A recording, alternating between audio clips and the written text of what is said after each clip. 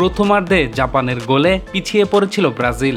এরপর ক্যাসিমিরোর গোলে সমতায় ফিরে সেলেসাওরা। পুরো ম্যাচে দুর্দান্ত লড়াই শেষে প্রত্যাবর্তনের গল্প লিখে 2-1 গোলের জয়ে শেষ 16তে পা রাখল সেলেসাওরা। ম্যাচের শুরু থেকে বলের দখল পুরোপুরি ছিল ব্রাজিলের দখলে। অন্যদিকে ডিফেন্সিভ খেলতে থাকে জাপান। 3 মিনিটে ব্রাজিল আক্রমণের সুযোগ পায়। বক্সের প্রান্ত থেকে ব্রুনো গিমারায়েসের শট প্রতিপক্ষ খেলোয়াড়ের গায়ে লেগে গোলবারের পাশ দিয়ে যায়। 5 মিনিটে উপর দিয়ে বল বাড়ায় ব্রাজিল।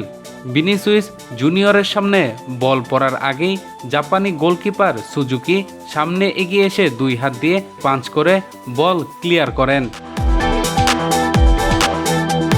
ম্যাচের 16 মিনিটে কামাদার নেওয়া ফ্রি কিক ব্রাজিলের রক্ষণ দেওয়ালে লেগে মাঠের বাইরে চলে গেল। কর্নার পায় ব্রাজিল। জুনিয়া ইতোর ইনসুইং কর্নারটি নিয়ে পোস্টে বিপজ্জনক হতে পারত, তবে হেড করে বল ক্লিয়ার করেন কাসিমিরো। এরপর ম্যাচের 29 মিনিটে কাউন্টার অ্যাটাক থেকে ব্রাজিলের জালে বল পাঠান কাইসো সানো। ড্রিবলিংয়ের চমৎকার এক প্রদর্শনীর পর ডি বক্সের ঠিক বাইরে থেকে দুর্দান্ত কুনাকুনি শটে বল জালে জড়ান তিনি। এতে 1-0 গোলে এগিয়ে থেকে বিরতিতে যায় জাপান।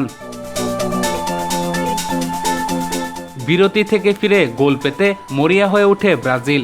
একের পর এক আক্রমণ চালায় তারা। ম্যাচের 56 মিনিটে অবশেষে গোলের দেখা পায় সেলেসাওরা। গাব্রিয়েলের ক্রসে কাসেমিরোর দারুণ এক হেডে সমতায় ফিরেছে 5 বারের বিশ্ব চ্যাম্পিয়নরা। এরপর একাধিক আক্রমণ করেও গোলের দেখা পাচ্ছিল না ব্রাজিল। খেলা অতিরিক্ত সময়ে গড়ানোর দিকে যাচ্ছে। ম্যাচের যোগ করার সময়ের 6ষ্ঠ মিনিটে গোলের দেখা পায় ব্রাজিল। গিমাইরোসের বাড়ানো বলে গ্যাব্রিয়েল মার্টিনেল্লির কুনাকুনি শট পোস্টে লেগে জালে জড়ায়। শেষ পর্যন্ত 2-1 গোলে জয় নিয়ে মাঠ ছাড়ে কার্লো আনচেলত্তির শিষ্যরা।